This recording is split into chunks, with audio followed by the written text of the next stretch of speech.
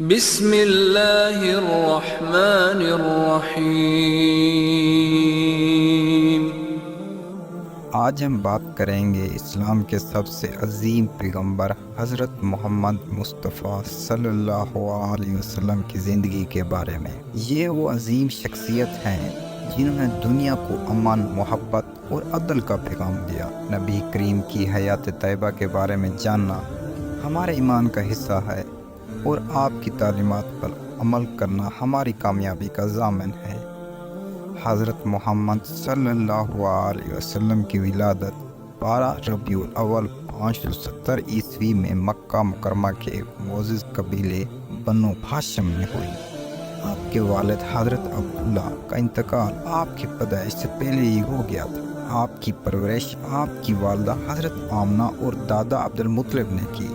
آپ صلی اللہ علیہ وسلم کے بچپن میں ہی آپ کے دادا عبد المطلب کا بھی انتقال ہو گیا اور پھر آپ کی کفالت آپ کے چچا حضرت ابو طالب نے کی۔ حضرت محمد نے بچپن ہی سے دیانتداری اور سچائی کو اپنایا۔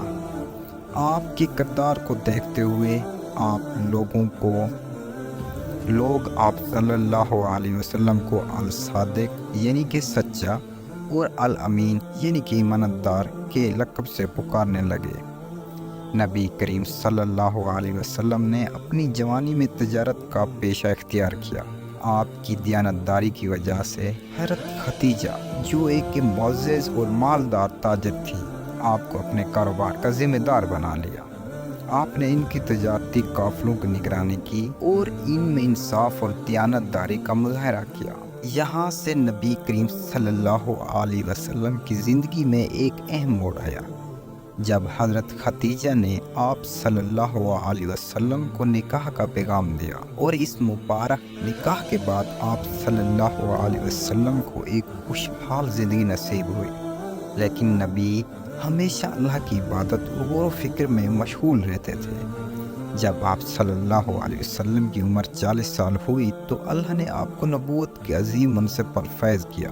یہ واقعہ غار حرا میں پیش ہوا جہاں آپ عبادت کیا کرتے تھے۔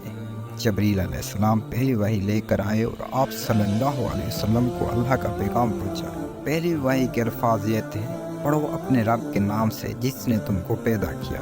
یہ وہ لمحہ تھا جس نے دنیا کی تقدیر بدل ڈالی۔ پہلی وحی کے بعد نبی کریم صلی اللہ علیہ وسلم نے اپنی اہلیہ حضرت ختیجہ کو اسلام کی دعوت دی اور وہ آپ پر سب سے پہلے ایمان لائے۔ اس کے بعد آپ صلی اللہ علیہ وسلم نے اپنے قریبی ساتھیوں حضرت ابو بکر صدیق، حضرت علی اور حضرت زید کو بھی اسلام کی دعوت دی اور وہ بھی ایمان لے آئے۔ نبی کریم صلی اللہ علیہ وسلم نے مکہ کے لوگوں کو اللہ کی توحید اور بت پرستی کو چھوڑنے کی دعوت دی، لیکن قریش کے سرداروں نے اس پیغام کو رد کیا۔ آپ اور آپ کے ساتھیوں کو ظلم و ستم کا نشانہ بنایا گیا۔ مسلمانوں پر معاشرتی بائیکاٹ کیا گیا۔ انہیں شعیب ابی طالب میں قید کر دیا گیا جہاں وہ کئی سال تک بھوک اور پیاس کی شدت کا سامنا کرتے رہے۔ مکہ کے سرداروں کی دشمنی بڑھتی گئی تو نبی کریم نے طائف کا سفر کیا تاکہ وہاں کے لوگوں کو اسلام کی دعوت دے سکیں، لیکن وہاں بھی آپ کریم صلی اللہ علیہ وسلم کو ٹھکرایا گیا اور لوگوں نے آپ پر پتھر برسائے، لیکن نبی کریم نے کبھی ہمت نہ ہاری اور اللہ کی رحمت کا انتظار کیا۔ اس دوران آپ صلی اللہ علیہ وسلم کو ایک عظیم معجزہ عطا کیا گیا جو تھا واقعہ معراج۔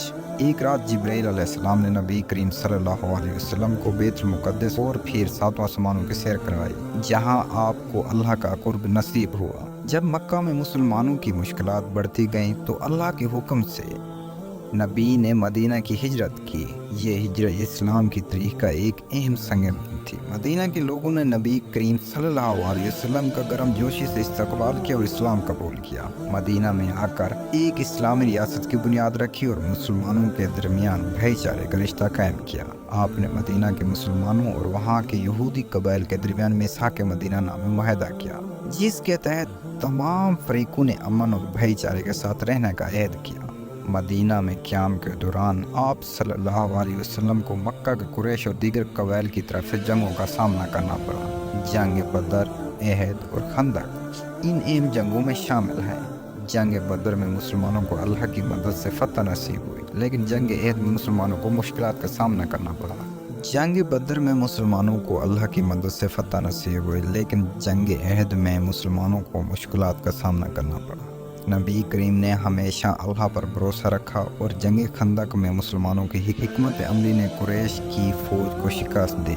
8 हिजरी में अल्लाह ने नबी करीम सल्लल्लाहु अलैहि वसल्लम को मक्का फतह करने का मौका दिया। ये इस्लाम की तारीख का सबसे बड़ा वाक़या था जब नबी करीम ने बगैर किसी खून रेजी के मक्का को फतह किया। आपने ऐलान किया, तुम सब आज़ाद हो। ये नबी की अजीम माफ़ी और रहमदिली का नमूना था। नबी करीम ने अपनी ज़िंदगी के आखिरी सालों में ने फरमाया, तुम सब आदम की औलाद हो और आदम मिट्टी से बने थे। किसी अरबी को अजमी पर ना ही किसी अजमी को अरबी पर फ़क़ीहत हासिल है सिवाय तकवा की। 632 ईस्वी में नबी करीम दुनिया से पर्दा फरमा गए। आपकी रहलत मुसलमानों के लिए एक बहुत बड़ा सदमा थी, लेकिन आपका पैगाम हमेशा के लिए ज़िंदा रहा। नबी करीम सल्लल्लाहु अलैहि वसल्लम की ज़िंदगी एक कामिल नमूना है। आपने हमेशा सबक सिखाया कि मोहब्बत, अखुवत और अमन से दुनिया को बेहतर बनाया जा सकता है। आपकी तालीमात रहती दुनिया तक मुसलमानों के लिए मशग़िल राह है। ये थी नबी करीम सल्लल्लाहु अलैहि वसल्लम की मुख्तलिफ हयात ज़िंदगी, जो हमें इस बात की याद दिलाती है कि आप सल्लल्लाहु अलैहि वसल्लम की सीरत पर अमल करते हुए ज़िंदगी कैसी गुजारनी चाहिए।